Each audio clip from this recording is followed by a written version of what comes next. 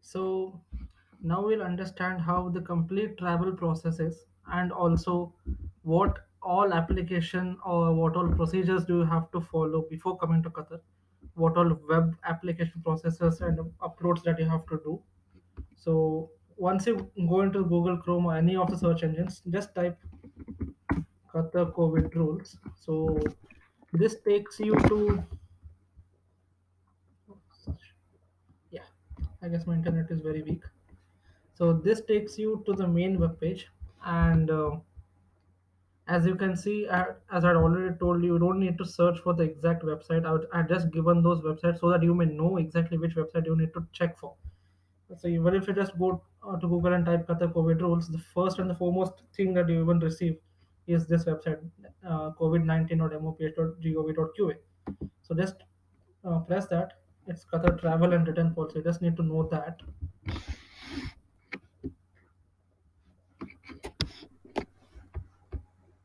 So in this, it's specifically mentioned for coronavirus disease 2019. Policy summary, these are the latest updates as and when you receive. So this is the summary of exactly all these rules. So yeah, as you can see, the below updated travel and return policy came into effect starting Monday, the 12th of July 2021. So since then, there have been a shift of rules from you know quarantining to everybody to exempting all those people who are vaccinated to quarantine. So it's a great policy shift from government of Qatar. A lot of embassies, lot of organizations belonging to various countries in Qatar have pushed for this rule change, and it's a really great thing to know that Qatar government has considered to exempt all those individuals and people who have been vaccinated with the specified vaccines that have been approved by this country. So you have to go through this general policy. You must definitely give a one-shot read of this. You must know what is being written here. So all those things that I was talking about, pre-electronic registration through this website. So we'll just go there. Then what happens for unvaccinated citizens? The PCR test for travel.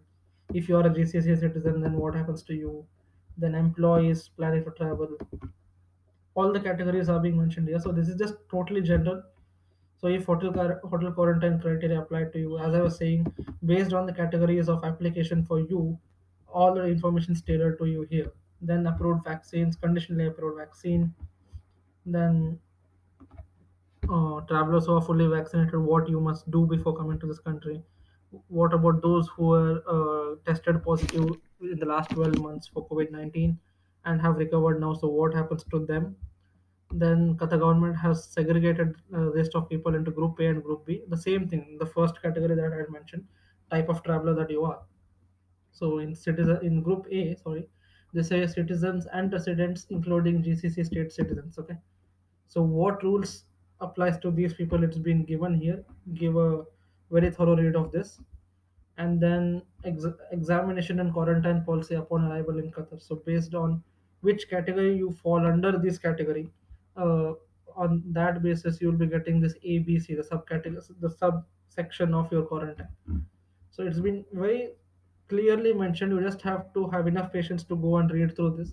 But again, to help you with that, you need to first answer those questions and directly come jump here and just check the specific rule that you want. So I'll also tell you that Group B, family visits businessmen, as I was saying. So fully vaccinated individuals, what you must do.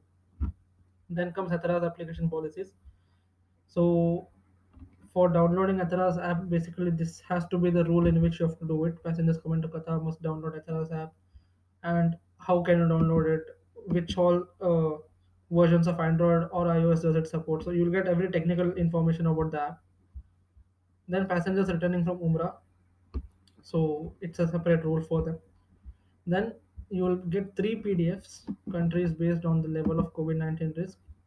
So just download this in case of any information that you want based on which country you're flying from. So COVID-19 list of countries are over here. So there are 30 countries as mentioned by the state of Qatar which fall under the green list. So it's Australia, China, Canada. The yellow countries are these countries. So there are a set of somewhere around 88 countries. So United States falls into yellow countries and red list countries. Red list countries, say India. Of course, India falls in red list country, so you must know that. So these three PDFs you must download to check which country you're coming from. So now we'll go to the etheraz.gov.qa website. Okay, so this is the travel entry into Qatar portal as clearly mentioned by the Qatar government. If you want to change your language, you can just change it English, Arabic, whatever you want. If you have already logged, if you have created your user ID into this, then you can just straight away log in. Or if you haven't, then you have to go under new user registration and register yourself with your nationality, email, password. Then you have to confirm the same password. So for password, it's not mentioned here, but again, it's pretty common sense. Standard rules apply: one uppercase, one lowercase, one alphanumeric. You have to maintain that. So it's the most safest password, even if you get here. Okay, so you get recommendations as well here. So keep those typical password rules in mind before you do that. Okay, so now we'll just go back for my personal login. So I'll just log in once. So I had already registered and we have an application inside. So I'll just straight away log into this. Maybe I did not properly.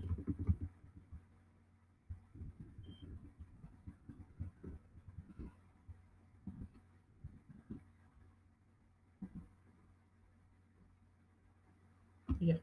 So once you log into this website, you have a home page, you have applications. So for a new person who's coming to this website, of course, you have to go for a new application. In my case, I can just search for the application that I had got approved. Contact us, then you have travel policy. So if you click on the travel policy, you'll again straight away jump back to the original website, which was directing this website. So it's a pretty simple feedback loop. So anytime in doubt, just click on the travel policy. Just come here. This is the only policy you need to follow. You don't have to worry about anything else. So in our case, we have our application processed and everything. We have been approved, so we get this. Go through this FAQs as well. What are the conditions to be reviewed before applying for the surveys? What is the consequence if you submit wrong documents or something? Then can I apply for a family member? Yes, of course you can. One person in the family has to log in and create an account, and he can apply for any number of passengers he can. So in our case, we applied for all the four passengers together. Okay. So if you go for my application, so if you already have an application, you will be knowing your ID, the application number. So in our case, this was an application which got approved, and yeah, as you can see, the travel information. Uh, Also, the comments given by Qatar government that we need to do our RT-PCR test upon arrival. If the result is negative, we are exempted from quarantine. And the same thing happened with the three of us. That is my parents and me.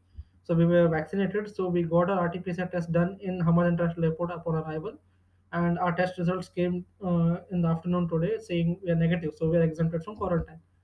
Except for my sister, she is below 18, so she has to go under home quarantine even if she tests negative. So she is currently doing that. So passenger one, so you get all your information. So the best part about this application is that if you type in your what do you say, the passport number and your QID and just click on a verify button, it automatically lists your name and all the information. So that's how Qatar government keeps a database of you. So if you just enter Qatar ID, you will get all the information that is required to you. So you are not lost anywhere. So then comes the attachment. So what all you need to upload? This is common for everyone. You have to upload your passport copy. If you have been vaccinated, of course you have to upload the vaccine certificate. Of course you need to, because if you want a hotel quarantine exemption, then definitely you need to be vaccinated. So make sure you have a vaccine certificate with you. Hotel booking, I believe this upload or this rule of hotel booking will go away eventually, because lot of the people who are coming to Qatar now will be exempted from hotel quarantine. So in that case, they will not be even booking for hotel quarantine. So I believe this part of the upload should go away. But for us, it was there because for us it was compulsory. We were given the process of applying for hotel quarantine and then getting a refund once we come here if we are exempted. So the same thing applies to everyone. So if all those people who want to go for a new application, this is how it is. It's the same application. You just have to fill over, then passenger information, and then undertaking. So you just have to accept the fact that what all information you're providing is true to the best of your knowledge, and there is no discrepancy whatsoever, and you're ready to face any consequence if there is anything wrong about it. So if there is anything wrong, of course, this is what you'll be facing. So you need to apply for this with your RT-PCR results. So the rule is you must get tested within 72 hours and upload all the documents in this portal 12 hours before you depart from the port of departure. Okay. So within the time frame of 12 hours before the flight and 72 and within 72 hours of travel, you need to upload all the results and submit in this portal. Wait for 3 to 4 hours and you'll get an approval on this if all your documents are correct. So once you get an approval, you just have to fill the undertaking and take a printout of this, or keep the application number in mind. Once you come to airport from the port of departure, on your boarding pass they will mention this application number, and you have to carry that boarding pass throughout your journey. It's not like you can just keep your boarding pass in the flight and just walk off. No, you can't do that this time, because the application number will be mentioned on the boarding pass. So keep the boarding pass with your passport very securely. Okay, so this is how the rules are.